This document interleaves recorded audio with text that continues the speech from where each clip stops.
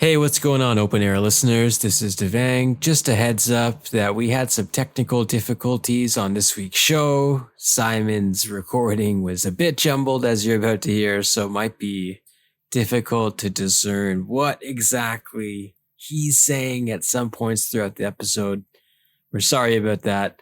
Our wonderful audio team did the best they could trying to salvage the audio, but a late night Sunday recording after the final.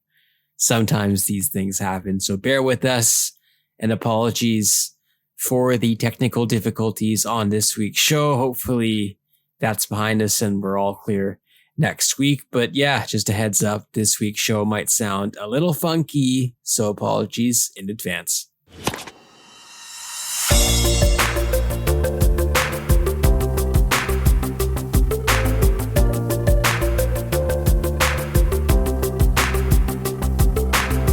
Hello and welcome to the Open Air Podcast. My name is Devang Desai and I'm joined as always by Mr. Simon Bushell on another Championship Sunday, the final Slam Championship Sunday of 2023.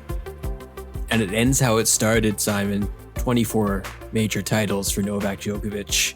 How are you doing, sir? I know you're a bit under the weather, but did that match help at all in terms of ailing or easing your ailments? There are some days where I am proud and happy to host this podcast with you, Devang. And there are some matches that I sit through and wonder, what on earth am I doing? Why am I doing this? That was, not to be too dramatic about it, just a couple of minutes removed from the final, but that was one of the worst finals I've ever seen in my life. It was just turgid. Turgid was the word I kind of expected you to say, and I'm glad you said it. You hit the bingo.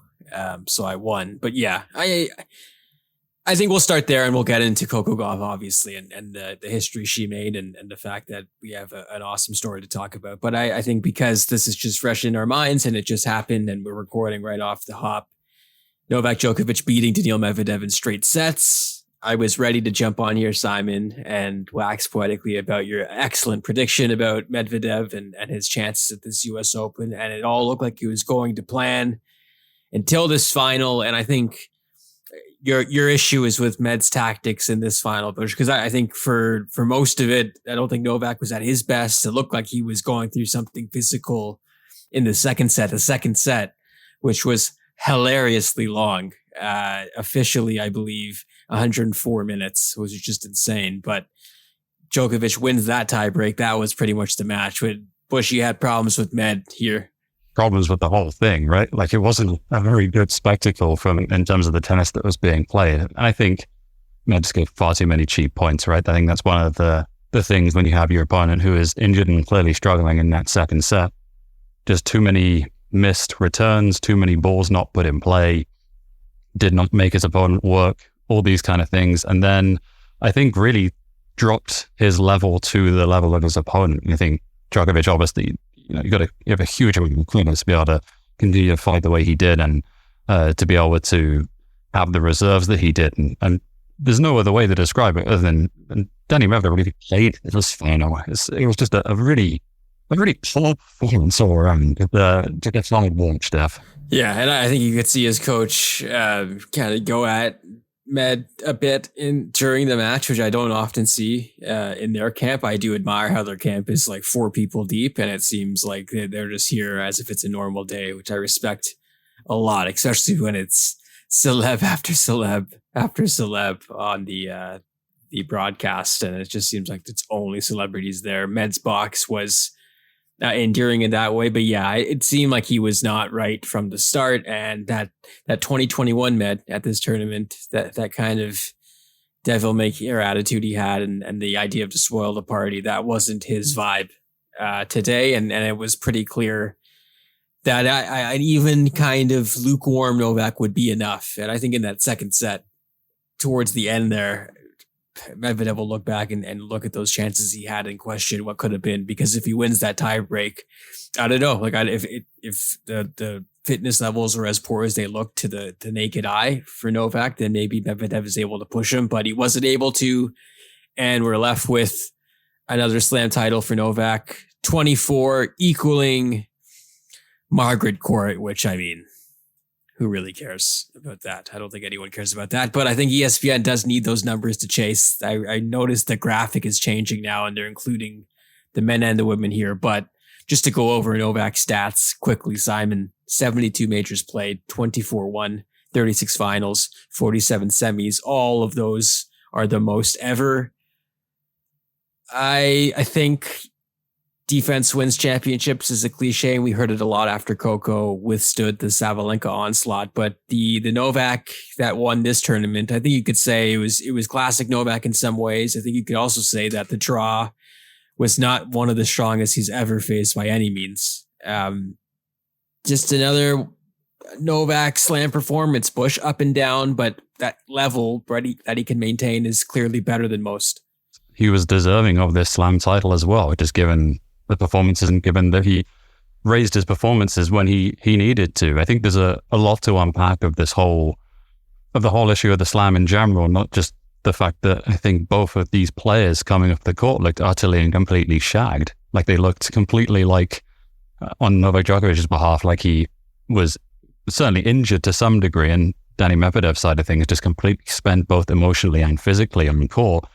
I think it just made for a bad final, right? And I think those are things that are just not aesthetically very pleasing to watch. But the numbers, as you say, Dev, are remarkable. They really are. It's a remarkable feat that we're watching continuously, to see this dude at the age of 36 continue to do what he does. And the fact that you have someone who's able to continue to take care of his body and win yet another Grand Slam is truly remarkable. Discord chat was bumping as usual and had a great time in there. But I think Luke mentioned this, the serve and volley, like the idea of kind of changing your tactics and doing what your body can let you. I think that was quite brilliant. And once again, Med being really rigid in that match against Alcaraz, we were also questioning why he was standing so far back. And that just seemed to be what he was comfortable doing. And eventually it seemed to work. But against Novak, that kick serve out wide was just devastating. And he went back to the well so many times when he needed to, especially in deuce point in that second set. The serve, I mean, it can't be underrated because he's the greatest player of all time, but holy cow, it bailed him out a bunch. He had nothing on it at times, but it was still enough. And that's kind of the Novak Djokovic legacy for me. It's like, it's enough. Like he finds a way when sometimes it looks like he probably shouldn't. And I know this final was not great by any means, but I think a lesser competitor probably doesn't allow himself to battle through that second set and win it, and probably gets locked into a longer battle. And he didn't. He refused to do that. And he's a champion again. Yeah, we had in the other final, in the corner, the champion Coco Gauff, a coach who goes on about winning ugly all the time, right? That it's the most important element of it. This was one of the ugliest performances and ugliest finals you'll ever see. And the player who knows how to get across the line got across the line. There's a lot to be said for it. I think we'll maybe save some our parting shots for parting shots. Pardon that terrible segue. But I do think the match itself, like the rallies were painfully long. I mean, some of them were good, and I think some of them you got a chance to see maybe tactically what makes both of these guys so special and so brilliant and so formidable on hard courts. But I do wonder, Bush, in your mind, like, for Carlos Alcaraz not making the final here, I'm not going to say I was better for him because that's a bit ridiculous to say, but I do wonder what that will do for him mentally to avoid another rematch with Novak, where he probably would have won that match, but who's to say, right? Like, who knows what really could have happened? But I wonder where you stand on this regarding Alcaraz leaving this tournament. Yeah, kind of shoulda, woulda, coulda, right? I don't think he played anywhere near the level that we've seen him play at through this season to become a grass court champion and win another Grand Slam title at Wimbledon. I don't think he ever really got to that level during the course of the 2 weeks here in Flushing Meadows. I think you saw fragments of it during that third set against Medvedev, where he raised his level, and I think really blew him off the court for about 40 minutes just to fully get him back into that match. And then it dropped. It dropped quite spectacularly. Medvedev did enough, went back to the game. You know Medvedev's not going to change. I mean, that's the thing, right? You know you're getting the same thing for 3-4 hours on court. And I think he will learn from this, but these are the kind of people that you have to get across the line in Grand Slam level at this kind of stage of the tournament. I think a lot is going to be made of the fact that he didn't make the final here and the way they could have listed Danny Medvedev. I think full credit to Medvedev. He's such a good hardcourt player, knows this court so well. And, he deserved a massive goose egg in the final. So, take this with a grain of salt. But he's a really good player and he deserves the place in the final. And he's a slam champion and world number one in his own right because he's damn good on a hard court. Coco Gauff, some maybe more positive news, not to shit on the men's final too much, but I think the women's final was by far better, and that's usually the case. Let's be frank here, Simon. But Coco Gauff, 19 years old, the first teen to win the U.S. Open since Serena Williams, beating Irina Sabalenka in 3 sets. I said withstanding a barrage, Bush, earlier off the top, but that first set, it was like watching someone dodging dodgeballs or dodging paintballs. It was pretty remarkable to see just the full onslaught, but also the defense that began to build and build and build, and then eventually tip the scales. The comparison for me, Bush, and I'm curious what you think about this, because I think everyone is talking about how Coco has managed to do right by all the predictions or do right by what everyone was thinking she could be, and how heavy that weight must have been. And we've done episodes about the weight of expectations, but it reminds me a bit of LeBron James in the sense of everyone thinks you're going to be good. Everyone knows you're supposed to be good. You're going to be good. You're going to be good. There's going to be some blips along the way, but obviously you are great. And now she's won a championship. On the flip side of the men's final, like what a dogged performance in a lot of ways to be able to withstand what happened in the first set. She looked incredibly nervous, I thought, through the first 40 minutes. Understandably so, playing your first US Open final with the expectations that came into it. I thought Sabalenka actually played really well. She handled that occasion incredibly well. I was actually surprised that she didn't keep doing some of the things that she was doing really well in the first set. Your opponent will dictate that as well, but just touching on golf, this is just it's a good feel-good story, right? It's nice to see in the sport, especially with all the pressure that gets put on a young kid like this, to come through and actually achieve what I think everyone wanted to see of her. I think we just have to be extremely happy about this, Deb, because it's good to see. Yeah, I think there was a point early in that second set, maybe at 2-1, where Gauff hits a pass off an incredible combination from Sabalenka, something that she probably was working on as the game plan in this match. And Gauff returns the pass Sabalenka, and I think that almost began to signal the tide roll in and Gauff take it from there. But yeah, not to dump another cliche on this, but I think just to think about Novak for a second and think about the defense and think about how his weapon or his best weapon is his defense. I think Coco Gauff is the best defender in the WTA. Sorry, and I don't think that's up for debate after this tournament, but it's shades of Novak I saw in that final on Saturday, Simon, in terms of being able to return smashes, make 1 to 2 extra shots, make Sabalenka have to play those extra balls that ended up finding themselves in the net. Like, I think that ability was really cool to see, because I think, and she said this in the post-match interview, like, she wants to play offense. She wants to hit winners. She doesn't like having to play this game, but she really can, obviously. Yeah, her lateral movement is remarkable.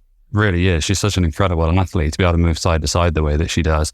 And those balls that were going past Gauff in the first set weren't in the second and third. And I think it is only a matter of time before Sabalenka misses long, misses in the net. If the ball is coming back at it, it's easier said than done, of course. But and you saw her in his final, right? Like it did break down. Like when she was forced to hit one more shot, they weren't going in anymore. So she was able to get some of these tennis balls back in a way that I think basically no other woman on tour was able to do it. Maybe Swiatek, but other than that, goodness me, what a performance. Saw a friend of the show, Gary Nathan, compare her to an evolutionary Simona Halep, gifted with the patience and mobility, but bigger, faster, with sharper serves and volleys. The forehand obviously remains under construction, and I think you could see Sabalenka targeting it like everyone else did in this tournament, but she found a way to get around that. That piece I thought was really good by Geary in the Defector as usual, but that idea of having to keep up with your Sabalenkas and your Swiatek's and Rybakinas, like I think the other cool aspect of this is forget the big three for a second and Sabalenka is number one in the world. Like we can just talk wider WTA right now. Coco Gauff is on a plane now where we're comfortable saying maybe she's not supposed to win every tournament she enters, but she's in this level where I think you can open up that select crew and invite her in.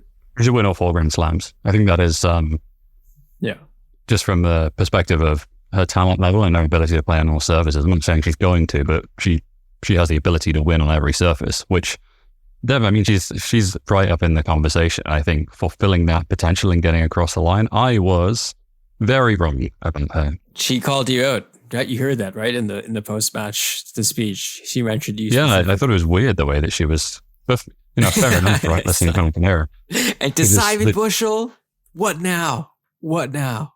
You mentioned winning ugly and Brad Gilbert. I loved how, and I think also another friend of the show, Vivek, Jacob mentioned this, like anytime she listened or like heard Brad and then heard what he said and then did the opposite, it seemed to work as well, which I love that relationship. But clearly he offered a lot to that camp. And I think you saw by the celebrations in general were awesome. And her comments in the speech were great. We don't really need an interviewer once again during these speeches. Just give the player the mic. Please stop this.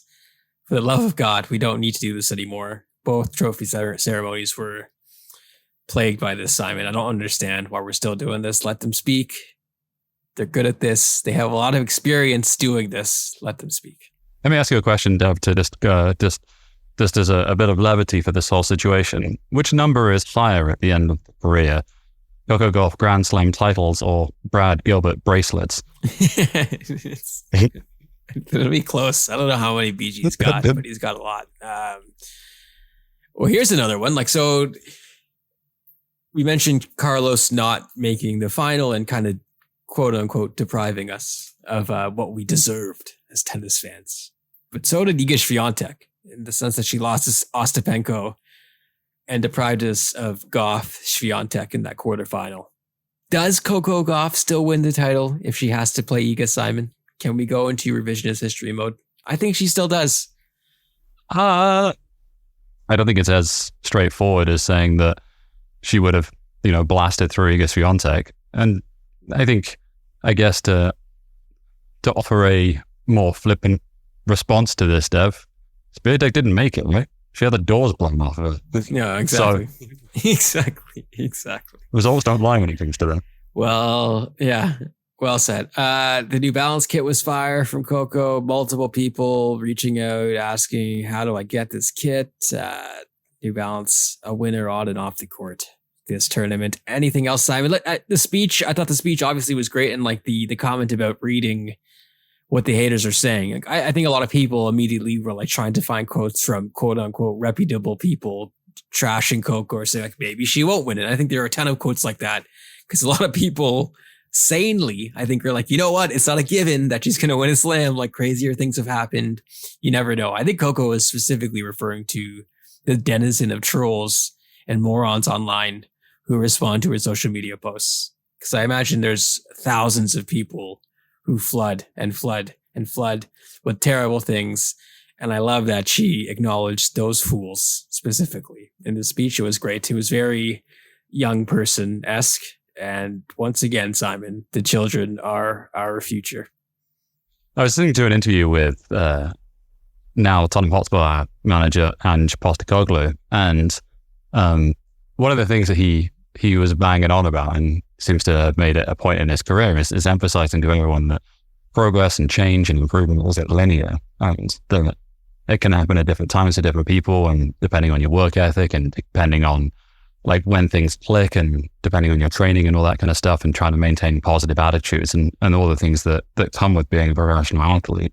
I think Coco Gauff is a really good example of that, because all the people that were having expectations of her to win a slam title at 16, 17, all that kind of stuff, and the realization that it does take players different speeds. There's different speeds that it takes for top level athletes to realize their potential. And I think when we see things like this happen, we just have to get excited and be happy to see it finally happen. Truly great.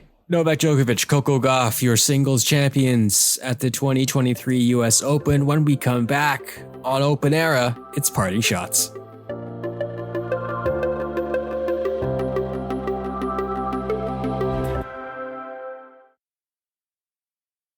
Welcome back to the Open Air podcast. It's time for Parting Shots. Simon, let's start with the protests, actually, because I do think that was the story that broke out of the tennis sphere. You know, these happen in slams. The good stories and the bad. This story, I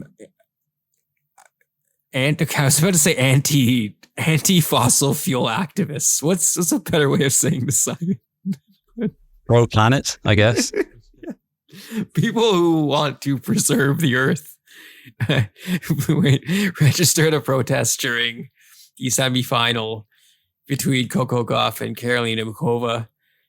One of the protesters glued their feet to the ground, and that caused quite a delay. I think over 40 minutes. A lot of hand-wringing, a lot of commentators befuddled, couldn't believe their eyes, couldn't believe people would do this. As usual, Coco Gauff probably had the most, considering she was the most affected, I think she had one of the better answers, Simon, saying like she understands why climate change is a massive deal. And though it was an inconvenience to her, she understands why they did it. Like that's the whole point once again. And I think protests that cause people some hindrance and some moment for reflection are the whole point. So I think once again, it proved it worked. I guess in the end, if their tickets were a little better, maybe it would have been more powerful.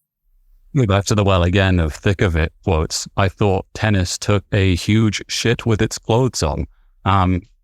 Was embarrassing from the commentators and the announcers and all involved in it. It was truly, truly embarrassing to see them effectively crying, to see them dropping monocles, to see them just being terrible. Not even being professional when it comes to analysis of protesters and people inside of the arena the way that it was. I thought it was handled so poorly to the point where sometimes you just wish that our sport had more grown-up people in positions on TV and radio, because honestly, Dev, it's disheartening to see. Yeah, I mean, Cliff Drysdale being the first person to mention that it was probably involving climate change was hilarious to me. In his 80s, Cliff. Yeah, I mean, the image of like 10 cops surrounding the people as well was poignant for me. But in a tournament where the court temperatures have reached obscene levels and we've had multiple players complaining, nearly passing out, Medvedev commenting a player will die out here. I think this is the whole point. So yeah, I mean, that Navratilova quote as well about protests and like good protests, and yeah, it was just par for the course in terms of the response, but power to those people. They put themselves on the line, right? That's the thing that I think a lot of people, including myself, let's be honest here. So I'm not going to go do that. I'm probably not going to go do that, but I respect it. I mean, look at the list as well. Like just pointed out for this segment, Chase Bank, JP Morgan, Emirates, Rolex. Like you can go down the list of sponsors for the US Open that are all absolutely fucking terrible for these corporations who are largely responsible. Not largely, they are responsible for the planet warming the way that it is. Two more positive news, let's actually go right now. Gabrielle Dabrowski making history on Sunday as well. The first Canadian to win a Grand Slam women's doubles title. The 31-year-old partnering with Erin Routliffe, who also grew up in Canada, to beat Vera Zvonareva and Lara Sigmund 7-6, 6-3. Gabby, the first Grand Slam champ from Canada since Bianca Andreescu in 2019. Also, I think someone who's really, really spoken highly of when you talk to people in Tennis Canada, Bush, behind the scenes, how she treats people. I think her role within the game is bigger than others realize, because she's not in the singles game and she's more of a doubles ace. But awesome achievement for her. Yeah, 3-time Grand Slam champion now. Canada's doing all right, isn't it? Despite the down year that has been for the men's and women's in the single side of things. It's good to see getting good performances and getting results at the back end of the year in the last slam of the season. Shouts to doubles in general. I mean, it wasn't long ago, and for Canadians, we would look to doubles to see some representation and see how Daniel Nestor was doing in a tournament, whether it be with Mark Knowles or someone else, and be like, yeah, like they're making it deep. That's awesome. But doubles definitely deserves its shine, and major congrats to Gabby Dabrowski. Cell phone gate Simon, big brouhaha, Ben Shelton making waves with this tournament. The new kid on the block, rocket serve, Nadal-esque forehand, making the semifinal. Lost to Novak, no surprise there, but looked like Novak maybe took some umbrage to Shelton's celebrations in the third set. So we copied Shelton's cell phone hang-up celebration, which caused another kind of brouhaha. Maybe more online than anything. But did you have any problem with this evil Novak turn? We're reminded Novak Djokovic is 36 years of age. Grow up, dude. Grow up. Yeah. But you know what? I still kind of was like, that's fine. That's fine. Evil Novak, he's owning it. Ben Shelton claiming. Ben Shelton was like, he handled it well as well. But I don't mind a 20-year-old hotshot being put in his place either, right? Like I totally, as someone who's way closer to Novak's age, I do have a get off my lawn energy sometimes, and I respected it, is what I'll say. Speaking of Ben Shelton, the Americans had a really good tournament here, Simon. Women's side, ho-hum, I mean, they usually do. They've been stocked with so much talent for many years, but Keys and Gauff making the semis, Coco Gauff winning the thing. The men's side, probably the bigger revelation this time around, Tiafoe, Shelton, Fritz, all making the quarterfinals. You know, usually I'd say this is a big deal for the men, and I think it is because there has been such a drought for them in terms of having players close to winning these titles. But I'd argue they're not that much closer, Simon. Here's the thing after watching, especially that Fritz Joker match. I don't know, man. The ceiling feels pretty close for most of them. Is that harsh? The roof is the ceiling, as Michael Jordan once said. Did you think that Injun was this good, though? I didn't. And I think the Tennis Abstract page indicates that consistency wasn't certainly his bag this year either. So I was pretty surprised by this run. But I mean, Josh made this reference on the Discord. Maybe actually it wasn't Josh. I think Luke might have said this, but the Chapeau comparison of like catching fire and having a bit of an unorthodox game and also some lethal power can surprise some people. But I don't think Foe should have lost that match, to be honest. I was a bit stunned by that. I didn't disagree on that. I thought Shelton was full value he played the more attacking. That's also fair. That's also fair. Like, and I think he had the bigger shots and really I think he was full merit in terms of trying to play winning tennis in the image. Perhaps I'm a hater as well, just like Novak. I don't know. What do you think long term, Ben Shelton? What's the prospect? I mean, like I'd like to see a consistent full year of getting deeper into tournaments, but clearly he has the tools. He does have the tools. That's certainly right. My wonder on this one is he actually this good, or is this one hell of a heater?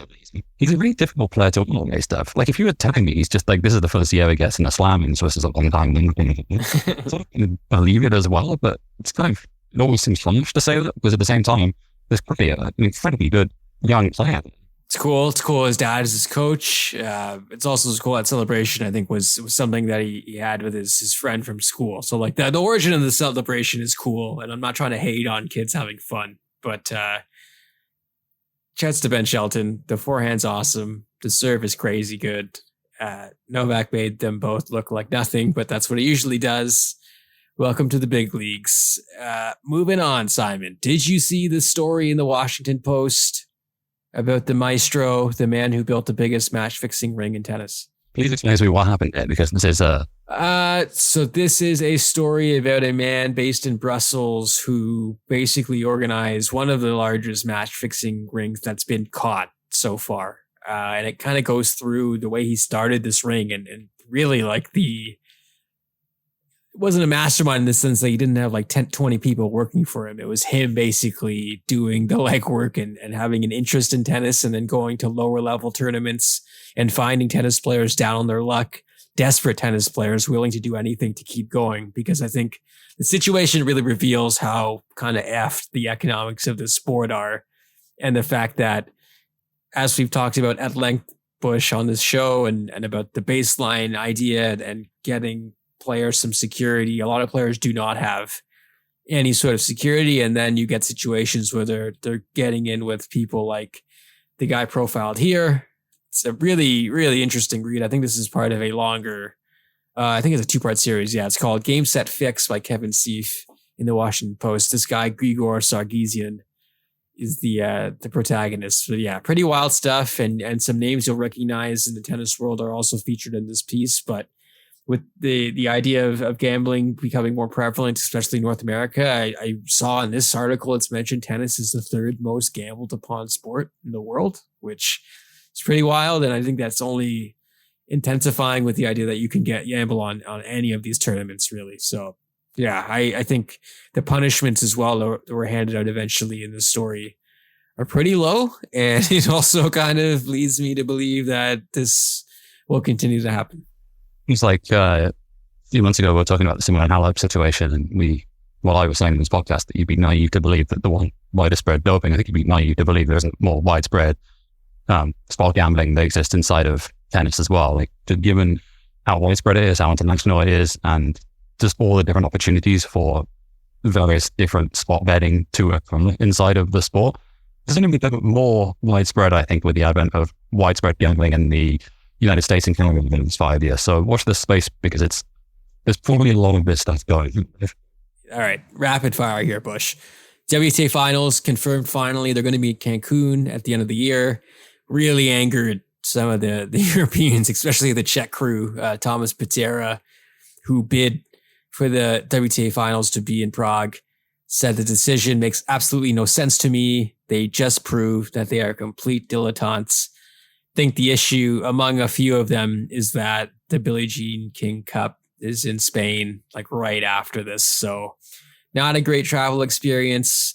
Also very, very strange that they're deciding this destination or location this late in the season. Simon, what's going on here? Actually, let me answer my own question. They were entertaining the Saudi offer till the very last minute, correct? Absolutely. And I suspect they were trying to gauge the temperature, right? The temperature check or whatever, they can get away with it. Now, let me ask you a question. What would you have to do inside of your workplace to get a call before you would be diligent? To be called a dilettante? I mean, it's one of the greatest disses I've heard of all time. But I mean, not a whole lot. I feel like the bar is pretty low. The definition is a person who cultivates an area of interest, which is the arts, without real commitment or knowledge. I mean, listen, I've got a lot of takes that maybe fall into that range. So I'm not far away, Simon. Is that open air? What it's describing? Well, on this note, so Billie Jean King, who I just mentioned, commented on this decision saying, quote, "I'm glad we're not going to Saudi Arabia right now, because Saudi Arabia for women is really difficult. For some reason, the men, they want the money. They think like that." So, I mean, we were talking like weeks ago about Billie Jean King being like, well, you should talk to them and like, we'll see what they're saying. But I found this U-turn very interesting as well, Simon. So maybe some market research got back to the WTA. Some poll numbers got back to them saying, hey, this is a bad idea, guys. Let's play greatest hits, everyone. What's going to come out? We are looking to grow the sport, and our presence there will help educate the people in that region. It's just a sport. It doesn't have any impact on politics. What else is a PR greatest hit that we can throw in here? Whole lot of stuff's going on behind the scenes that we don't know about. But yeah, connect the dots. Milos Raonic, of all people, had an excellent tweet, I thought, talking about that meeting that was taking place between the ATP and WTA. And he was saying that it was more about presenting the best package for the PIF to buy in Saudi, which again makes a lot of sense. And I don't know if Milos had inside information, but I think he's a smart dude, and that clearly makes a lot of sense to me. So yeah, something is being lined up for somebody, and it's all looking murkier by the second. I think we'll talk about a new tennis calendar on a different show, Bush. Maybe we'll save this for a standalone episode where we plot out what a new reshaped tennis year could look like. I think we've done something like this in the past on the Sport Chronicle, but it's time to revisit this topic. It certainly is, and maybe we can find a brand new commissioner for the ATP, one Jordan Henderson. Wow. Oh my God. Okay. Finally, before we get to 2 challenges remaining.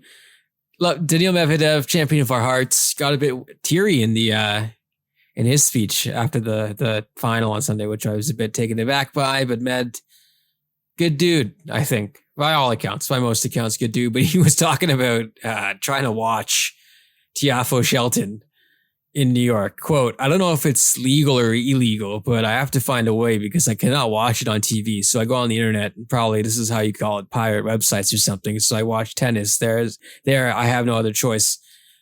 He's also commented, I think there's like a cable fight happening in the States between Disney and some other entity. So like ESPN is not available for a lot of people in the States. It's probably what Med was referring to, but shouts to Daniil prowling those murky dark web Reddit tennis streams. Surely he has a VPN installed or something coaching as well. 2 challenges remaining, Simon. You're under the weather. I'll let you go first. What do you got? What was game 3? What a game. What an absolutely incredible game. I'm enjoying it, I think, as much as the rest of the gaming community is. I'm 30 hours into it. I'm having a fantastic time. They made a really good game there, so full credit to them. Baldur's Gate 3? Incredible.